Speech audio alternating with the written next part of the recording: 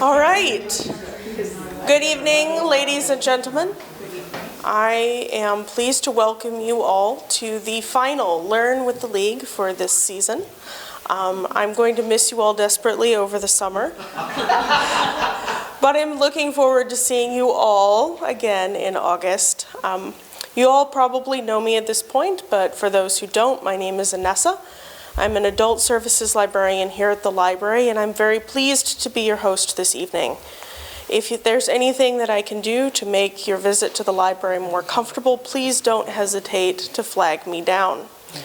I would also like to remind you to check back at the beginning of June, because that's when the library's summer reading program is going to start.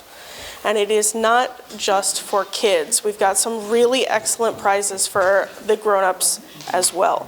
So please come back and be sure to participate in our summer reading program this year.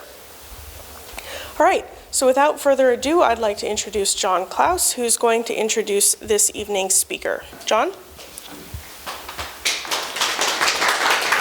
Thank you, Anessa. Tonight's speaker is Mitch Hoyer, who is the leader of 4-H for the state of Iowa, part of the ISU Extension Service. And the idea for this topic was mine because I've often thought of how wonderful 4-H was. I was a newly married householder, and I came home from work one day and I found my dining room had been wallpapered, and one of the kids' bedrooms had been wallpapered. And I said, "Who did that?" Carolyn says, "Oh, I did." I said, "Where'd you learn to do that?" 4-H.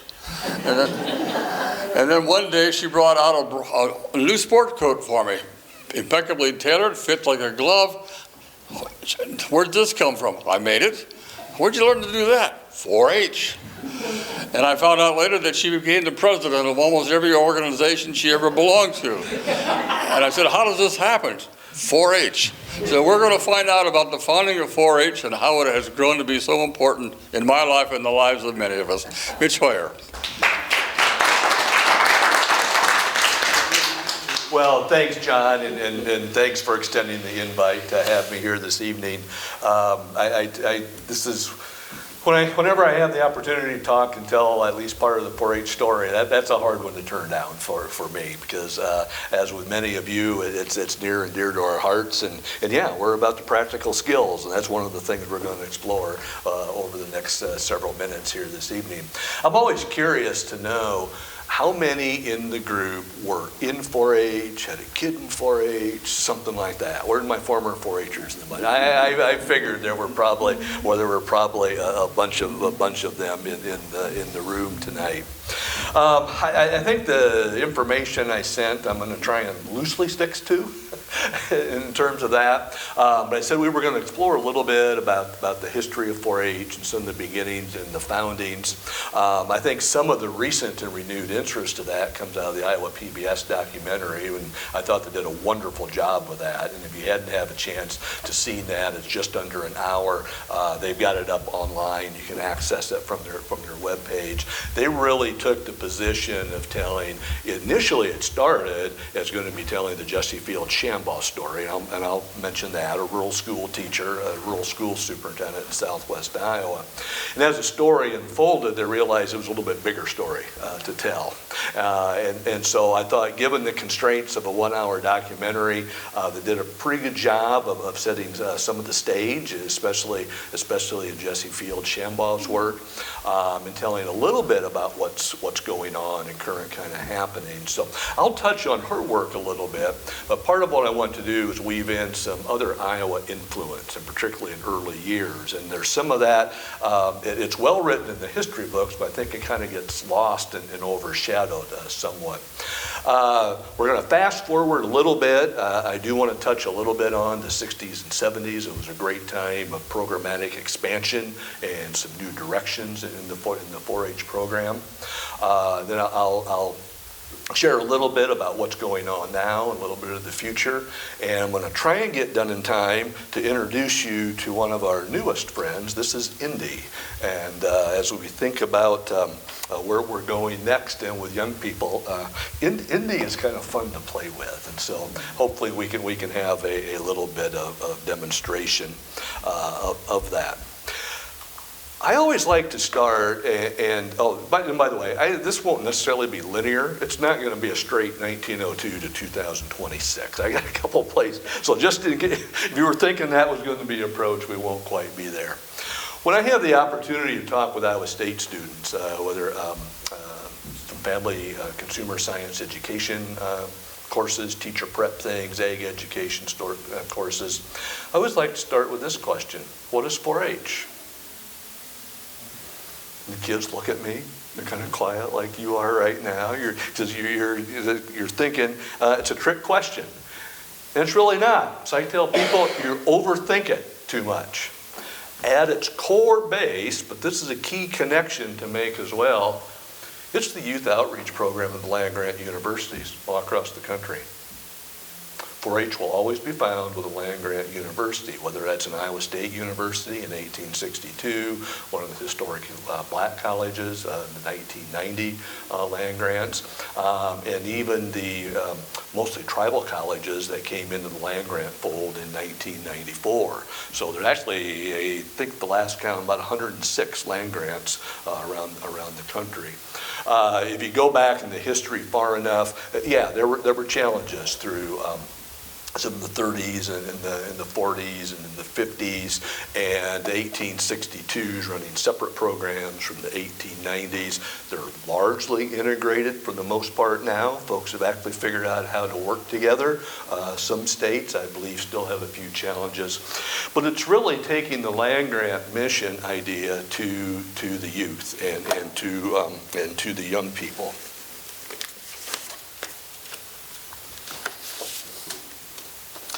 And so as we think about that process and the work, that's always been fundamental to the nature.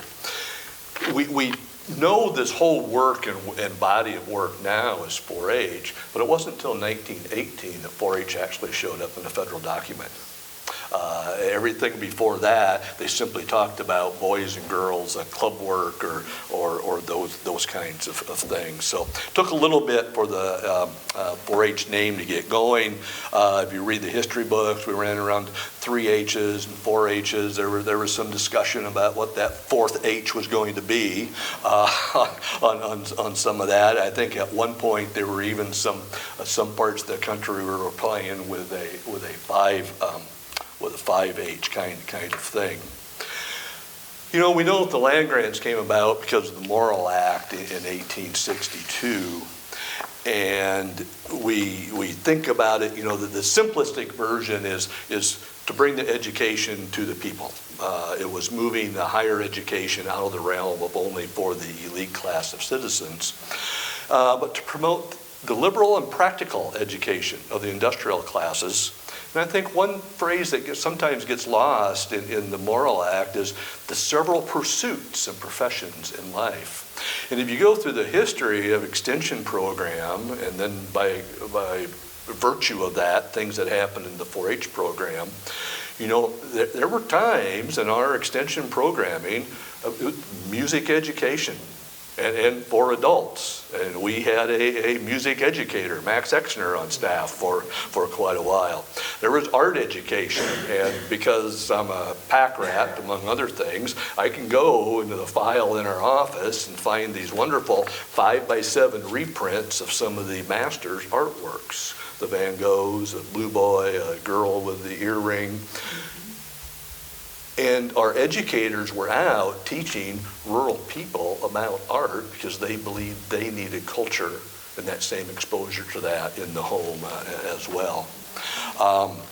And I think we see this play out, and particularly in the 4-H program as we moved into the 60s and 70s and that time of expansion and broadening our project work that I mentioned a little bit earlier.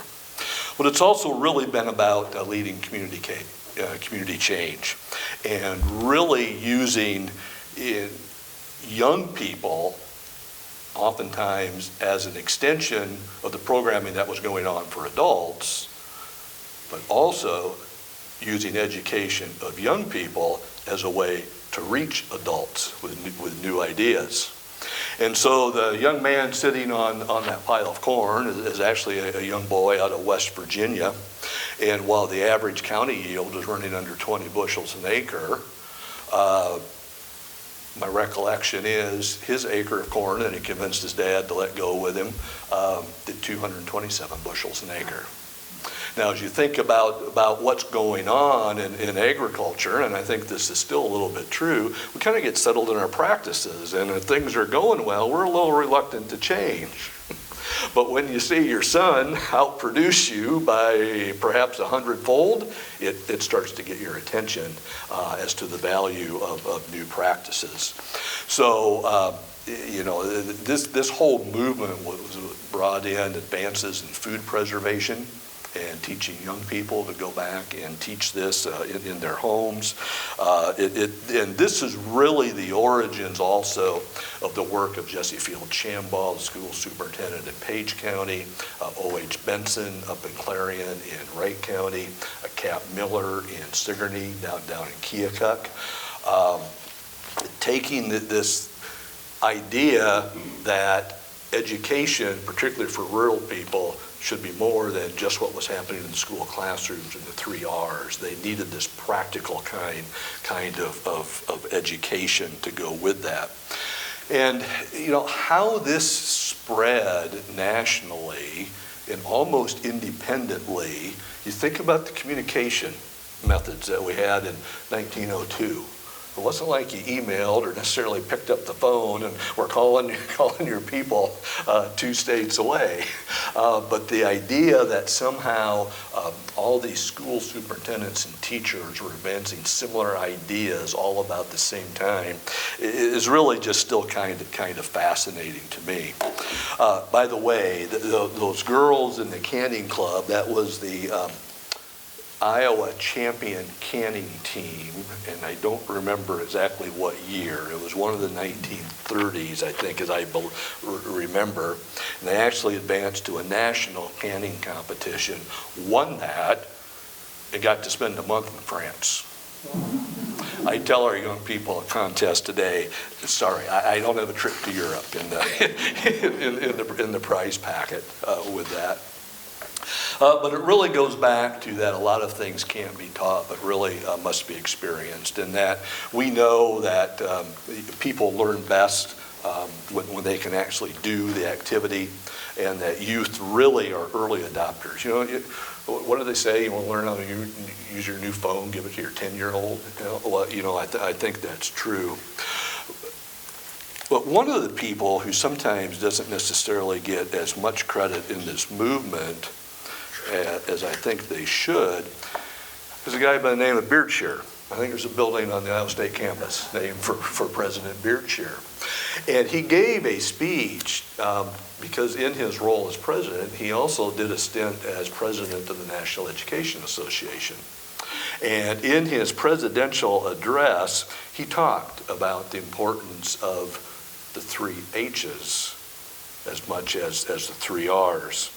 And he said that we need to harmoniously build up the character of the child, not by means of the 3 R's, but rather by means of the 3 H's, head, heart, and hand, and make him fit for self-government, self-control, self-help, a living, thinking being.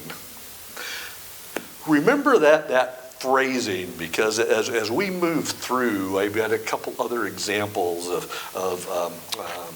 when some of our predecessors in the 4-H and Extension movement talked about the purpose of 4-H and the purpose of our work. So one of the things I'd like you to listen for is what are the commonalities that have kind of held through over time with all of these things. So stepping back a little bit as we think about the birth of clubs, and it's really we attribute the birth of 4-H to 1902 is the most commonly accepted date. There's evidence that things were happening even before that, but 1902 is what's generally considered the beginning of that. And really coming out of those rural schools, doing corn clubs, doing seed pig clubs, doing canning clubs. The story was told in Page County, they did row grading clubs. I talked to taught the kids to build their own road grader out of logs and took the horses, and supposedly Page County had some of the best rural roads in the state at the time. But another thing that was happening was fairs and exhibitions. From the beginning, we were asking kids to share what they learned with people, and many of those things were great successes. Cap Miller in Sigourney talked about a countywide fair in 1904, and earlier in the year he had challenged the kids to select a plant, any plant, and write a report on it, and bring their reports and things to the fair. And supposedly it was that the country had never seen anything like it before. And kids showed off their projects and their reports, and they gave presentations. And the history books tell us that a Des Moines editor, so I'm one of the Des Moines newspapers at the time, attended this fair. And what was written that was, when a girl becomes eloquent over cabbages, peanuts, corn, tomatoes, pumpkins, or sweet peas, something valuable has been added to that girl's experience. I always like that one because, we still talk the importance of communication skills today, 100 plus years later, but we were engaged with that and having young people lead those kinds of things from the beginning. Cap Miller was also one of the ones who was credited with not only doing this work as an extension of the work in schools, but then beginning to form work out of school after that. And so he received mention in some of the early reports about youth work as well, for doing out of school kinds of clubs, which really kind of became the forerunner for what most of us know as community clubs. It was probably the predominant 4-H experience that many of us had. And what was written in a report that he put together was that closely allied with the movement for teaching agriculture in rural schools is the Organization for Boys Agricultural Clubs and Girls Home Culture Clubs. This movement has gained considerable proportions in several states and is particularly praiseworthy since it requires personal effort out of school hours and encourages observation and reflection by the boys and girls. So I thought, that's interesting that movement kind of things were going to happen. One person who sometimes is overlooked or somewhat overlooked for all of the work that he did with the 4-H program is O.H. Benson. Now, Benson got his start up in Wright County in Clarion, and is probably best known for what is now the 4-leaf clover, the 4-H emblem.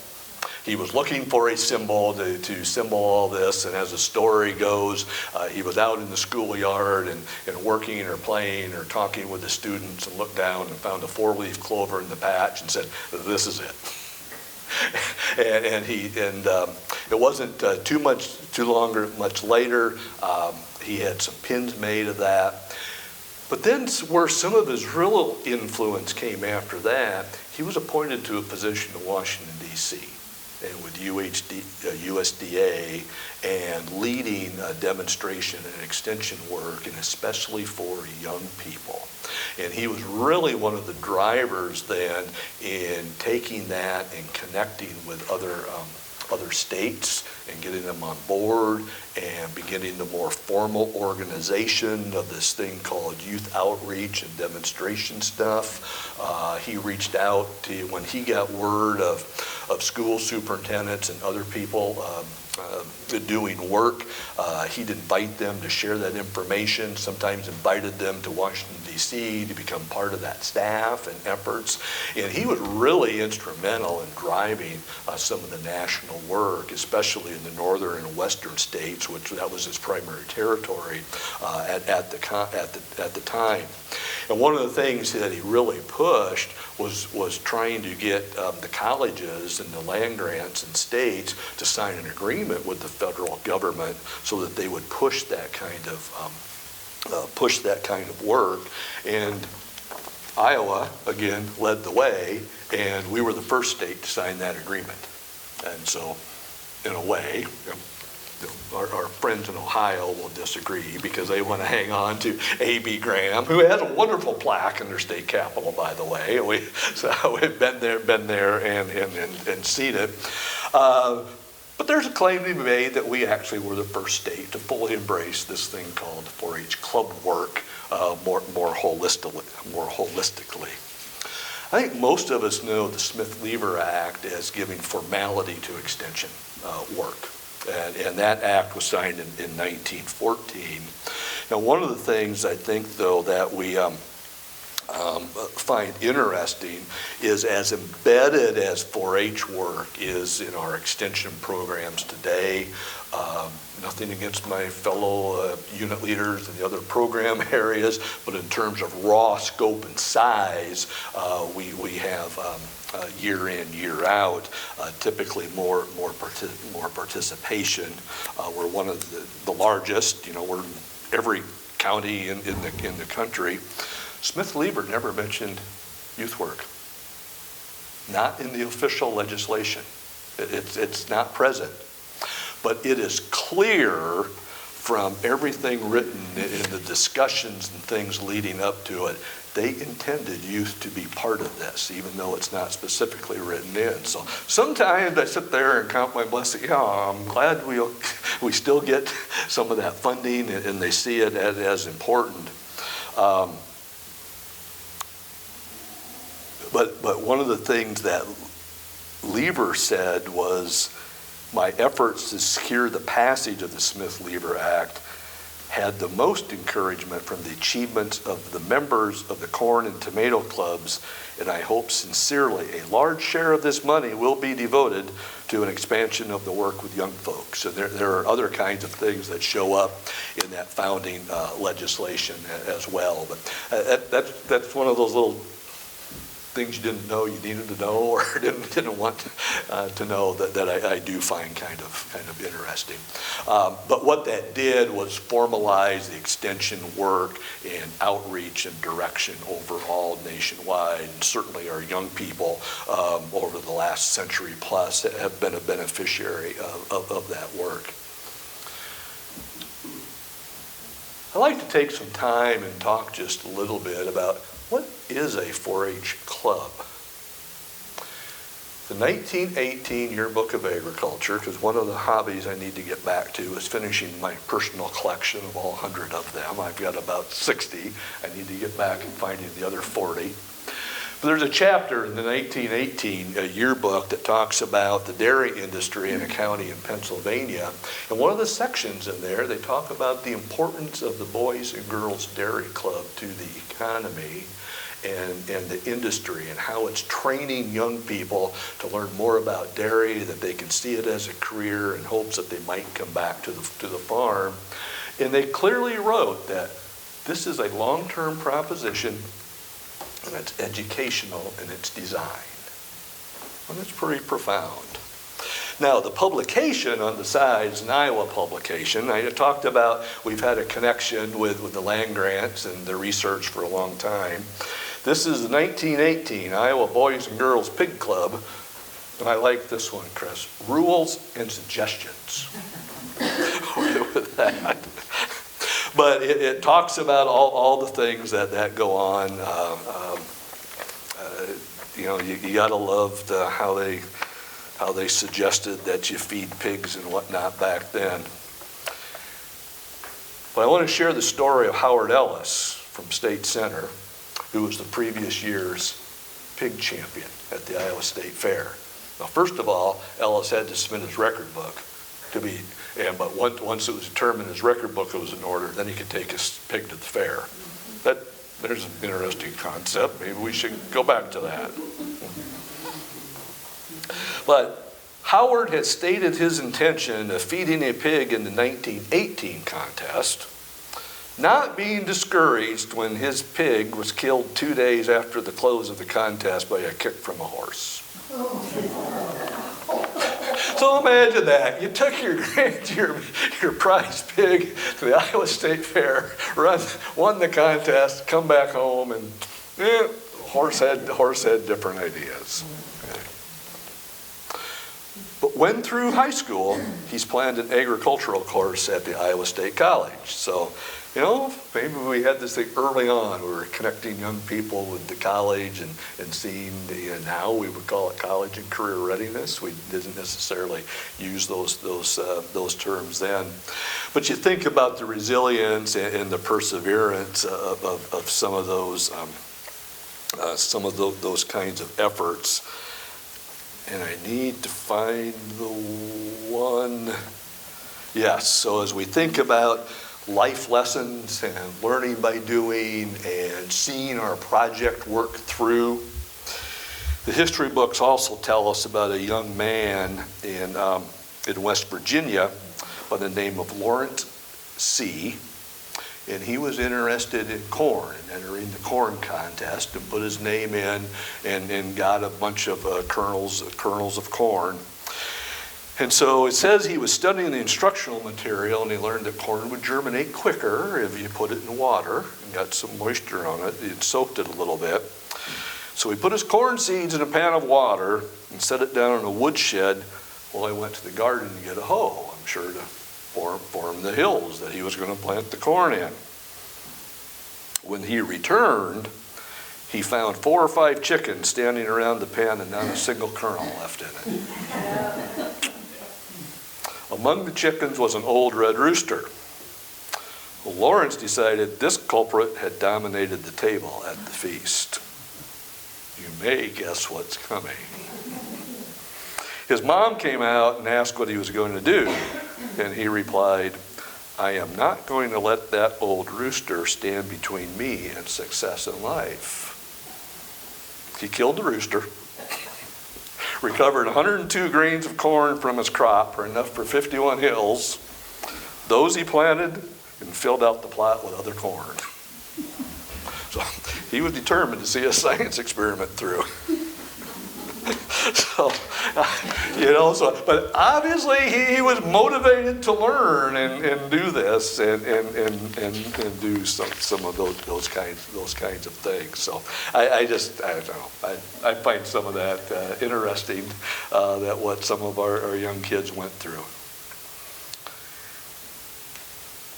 There's another definition that I found as we go through some of the history of 4-H and 4-H clubs, and that's a 4-H club is a laboratory for learning and practicing democracy, for learning social action processes, for developing effective relationships with peers and adults. Did any of you have some of those experiences in your 4-H club? It's a vehicle by which meaningful learning experiences can be brought to youth in an organized way. That one only goes back to 1964. But similar, long-term proposition, educational design, bringing young people together, needing to learn to work together, practice a little teamwork. Currently, it's simplified a little bit, or this is our current Iowa definition. Other states may vary, but it's probably something similar. An organized learning community who meets on a regular basis with adult volunteers and staff. Long-term, progressive series of educational experiences. There we go again. Long-term, progressive, sequential, educational.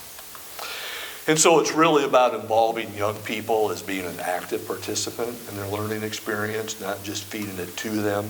Thinking about the experiential model, you do an activity, you reflect on the activity, you then apply what you've learned to the next steps.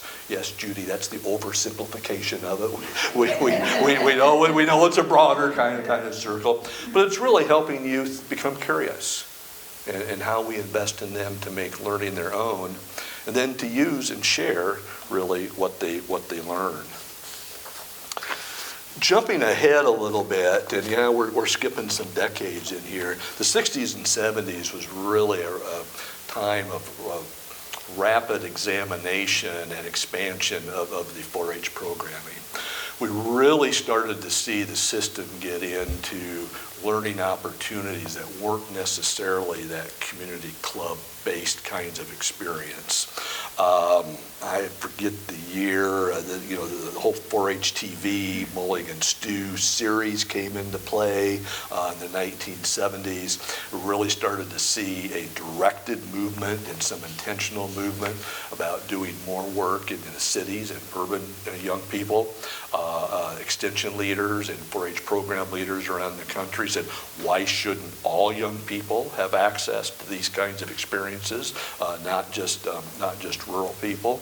Funding wasn't rapidly growing, and so if you were going to grow the program, how do you do that? Well, how do we begin to find more volunteers to lead some of these efforts? We still deal with that one today, but that was a big emphasis during that particular time as well. Paul Taft was the Iowa State 4-H program leader from going back in the 1930s up until into the 1950s. But one of his reflections in one of the history works was that even at the end of his time, but as he watched things go forward, the whole scope of projects broadened. So it was a movement towards adding things like visual arts and photography and additional mechanics kinds of things, in addition to the base agriculture, home economics, canning, cooking, sewing kinds of things that were there. C.J. Gauger, longtime program leader in Iowa from about 1959 up until 1979, 1980, often talked about the emphasis on human development, about life skills, about leadership, about citizenship, and the emphasis on that throughout the program as we worked with that. And it was written, you could probably write this statement in 2026. 4-H must continually adjust, adapt, and change in order to reach young people with a program that will fulfill their current needs. So it was really, really trying to take a look at what was going on with young people and how could the extension system in the 4-H world reach more young people with meaningful education that we know has benefit. Iowa led the movement to add In My World, the 4-H pledge. That got put in 1973. And I was trying to look, and I couldn't find it easily yesterday or today. 1973 was when the final action was taken with something known as the Extension Committee on Policy and Organization and Policy, the governing body for the extension system. But the delegates to National 4-H Council actually have been introduced to adding And My World. It was either in 71 or 72, and it took a little bit of time to work through the system. But it was Iowa folks who led that charge and did that. Yep. Yeah. There was also a movement and a report, and it was called 4-H in Century 3. And what it really did was talk about we need to think about the learning experiences. Project work and content-based knowledge is important, but it's that learning experience for young people that goes through over time.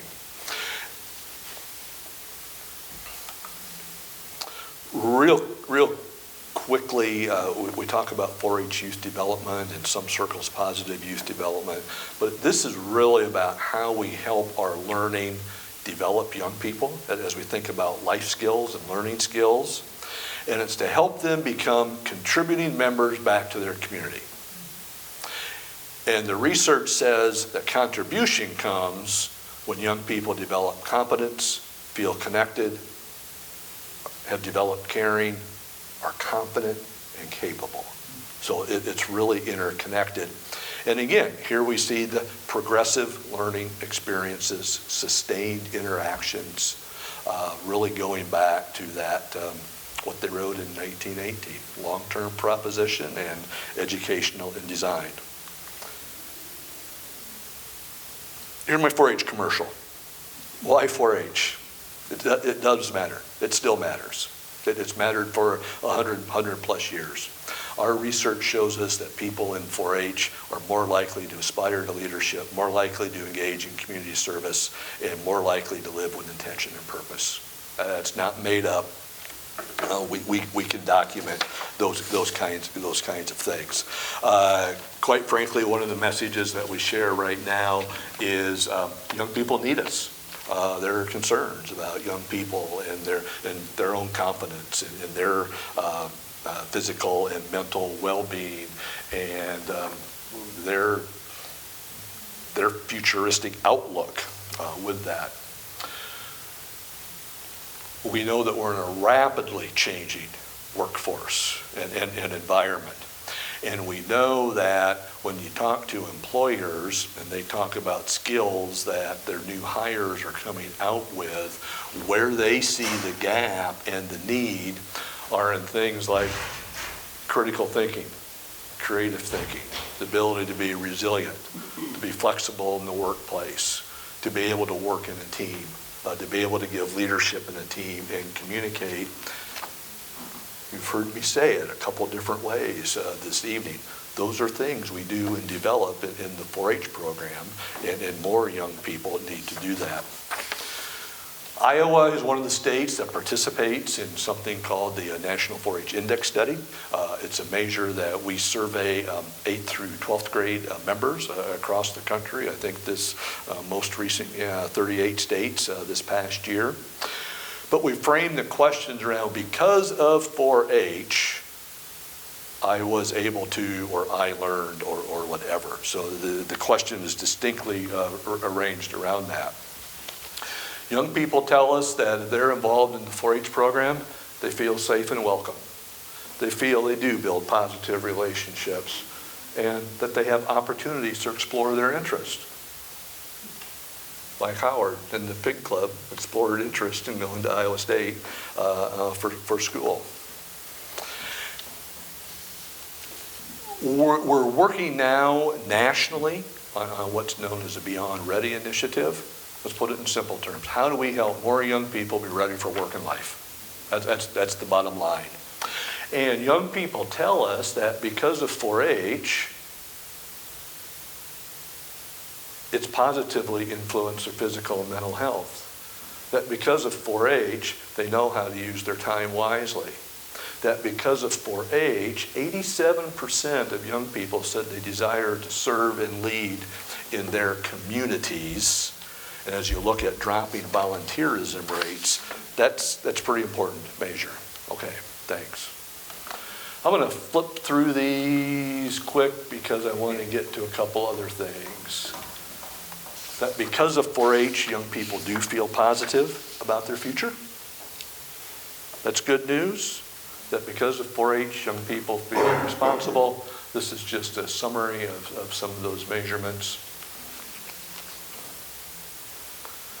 Where do we have opportunities? We have opportunities to strengthen college and career readiness, our engagement with science, technology, and pathways to fully realize a broad goal nationally of reaching 10 million youth by 2030 in these experiences. I would argue that if you go back to 1902 and the work that was being done in the schools and clubs at that time, we maybe didn't talk in terms of college and career readiness, but that's what we were doing with those young people and teaching them to select better ears of corn.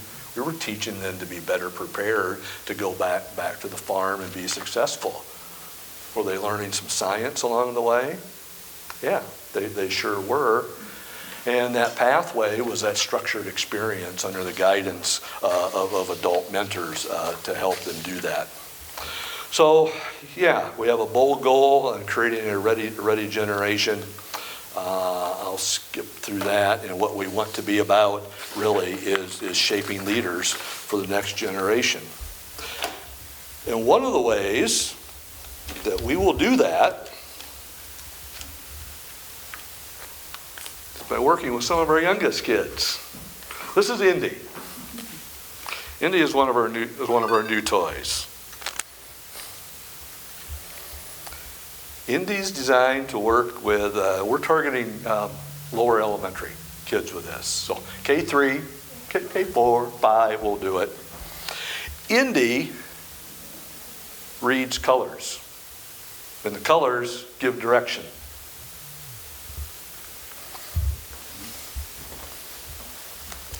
We tell the kids, green means go.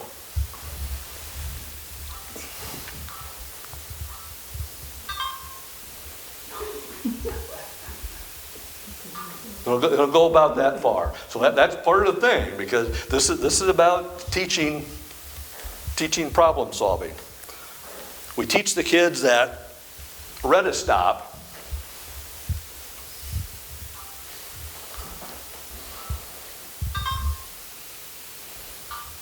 Stop, okay?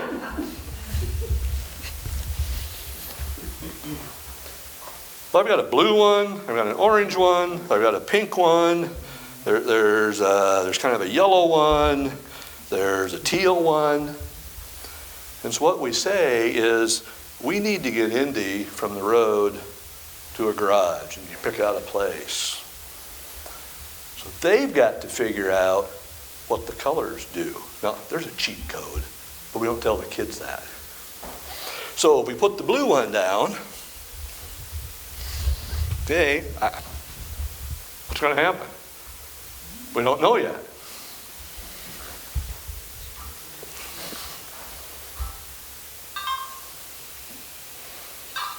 Okay, now we know that Indy turns right. So knowing that Indy turns right, well, we'll just see what happens. What happens when Indy hits pink?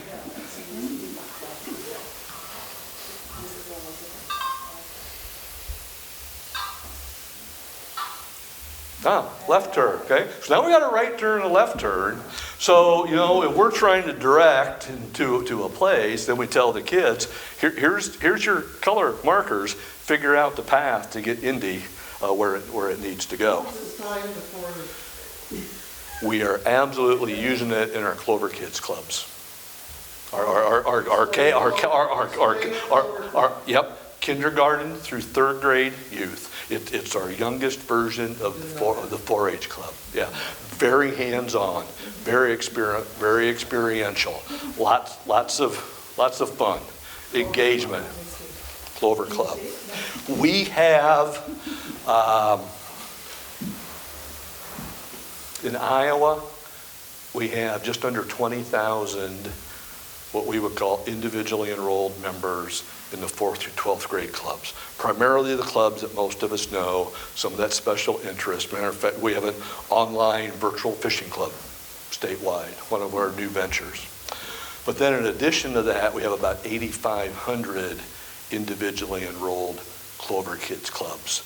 So in the format of that will vary.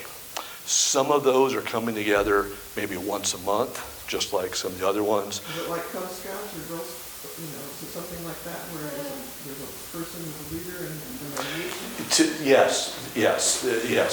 There will be typically 2 adult leaders as we think about the adult supervision ratio for kids that age and double deep leadership. So we generally want about 1 leader for every 6 to 8 kids. Sometimes depends on the activity. So what we're really doing with these kinds of activities is teaching young people, very beginning, coding skills, computer science skills. But by not telling them what the colors do, it's also teaching them problem-solving skills. And if we're putting them together and working team, that would be the left turn, right? Yes. Okay.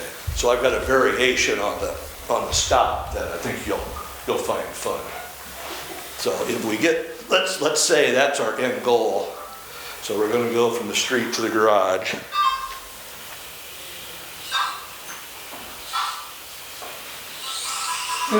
So we'll do a little happy dance. We'll do a happy dance that we solved the problem. So now we'd have the kids do a high five. We did that one, and we asked them to move on to another challenge. But it's really teaching them that problem-solving, thinking kinds of skills. And teaching them to work together. And teach them to work together because mostly we are not going to do this as an individual activity with kids. We're going to put them in teams of 3 or 4 and say, okay, work together and figure this out. Yeah. So when you were, oh, I'm sorry. When you are a leader, no matter what level, there are, I presume, just like teachers have plans and books and programs and things that you follow. Okay. Yes, yes. There are So lots of lesson plans, curriculum, resources, outlines, yes. One of the things that we're really trying to do, and as we think about needing to increase our volunteer base and different kinds of volunteers, is how do we make it easier for people to lead a group. The days of, and some of you may have been one of these or had leaders that were a 20, a 30-year leader in your club. We will have some of those, but I think increasingly that's going to be a rarity. So for example, one of the things, when we just did a pilot up in northeast Iowa at Bellevue, there's a Rockwell Collins plant. Our staff did a short training with them about how to work with young people, gave them some content on the specific educational program. We have a program called Mission Moon. The ultimate thing is how do you build a habitat on the moon, and the kids got to work together to do that. But packaging the activity for those corporate volunteers to come in and work with young people and lead that and be successful in doing that. So we're over the next year, one of our pilot initiatives with some funding help from the Iowa 4-H Foundation is how might we scale that up to some other companies and find some additional pilots in other parts of the state. How are you funded? We are funded through a combination of things. At the state level,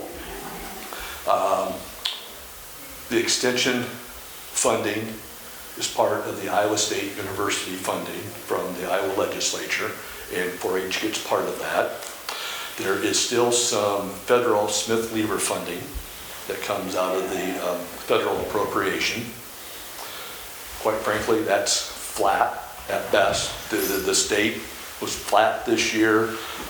Depending on which version of the federal budget gets passed, we think we're going to get funded, but flat. Grants, contracts, actively search for that. In the 4-H world, our 4-H members pay a program development fee, so we do have some private funds that come through. We've been successful the last couple of years on attracting some targeted corporate funding that flows through the 4-H Foundation, which comes back into the 4-H program budget. One of the things that did this past year is allowed me to put an additional STEM specialist on board to lead some higher level efforts, kinds of things, grants, contracts, federal, state. And at the county level, this is important to all of you, and me too, because most of us get a property tax bill a couple times a year. There's a line item for County Agriculture Extension District. There is. It probably is about 0.4%. It's like, yeah, Mary Sue, you're on. I'm one of these people. You're one, yeah, and that's governed by a 9-member elected body. So we're in an even year. There's elections this year. Yeah. Yeah. There will be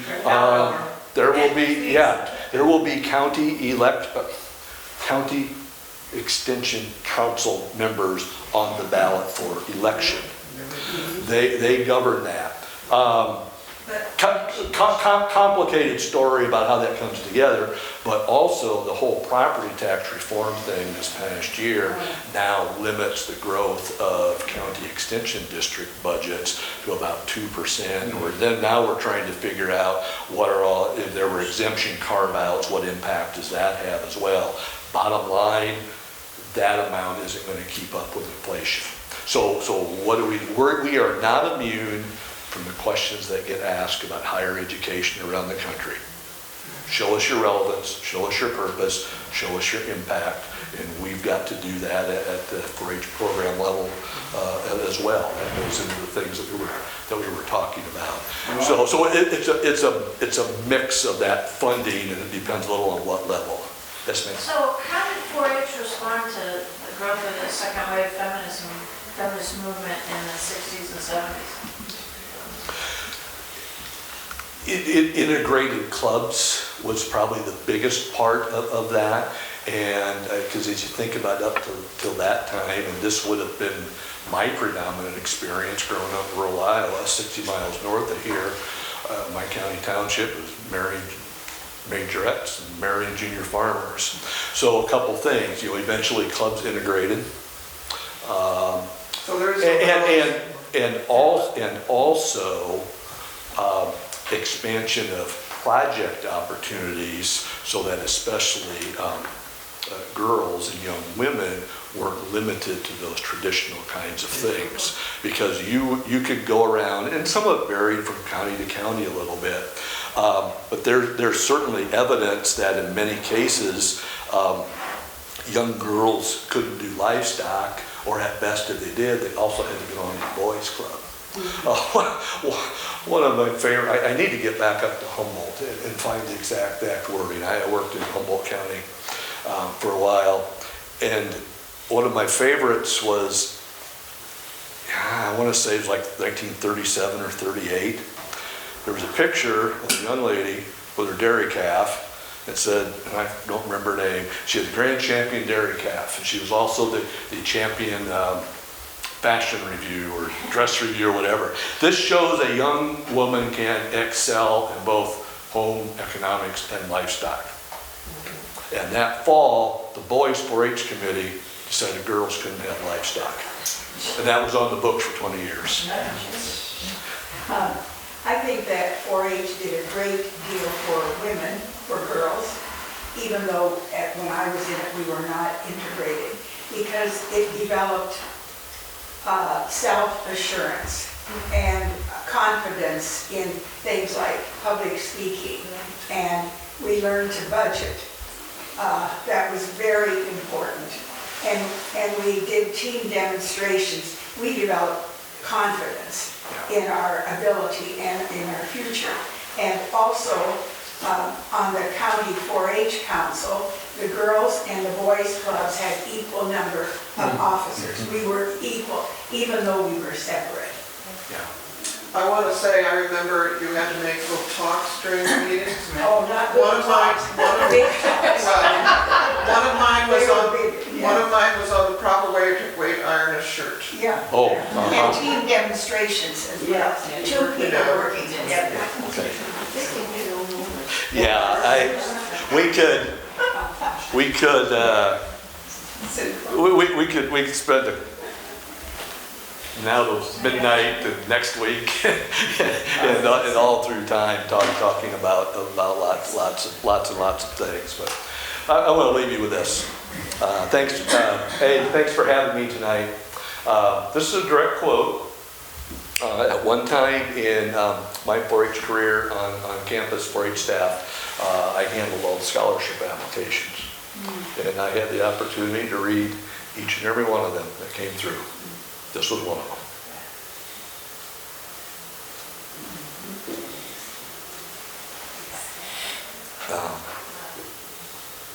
Because at its bottom line, it's about how we work and help young people. That's really what we're about. So yes, we hope they learn some beef nutrition skills. We hope they learn some computer coding skills. We hope they learn the budgeting skills and the confidence and communication. But yeah, it's really those life skills and being confident and capable. That's what we're trying to address. Trying to create young people who are lifelong learners, who will give back to their community, have the ability to lead, have the ability to communicate well. That's what we want to be about. And that's been true since 1902, and it's true in 2026. So, thanks for having me tonight.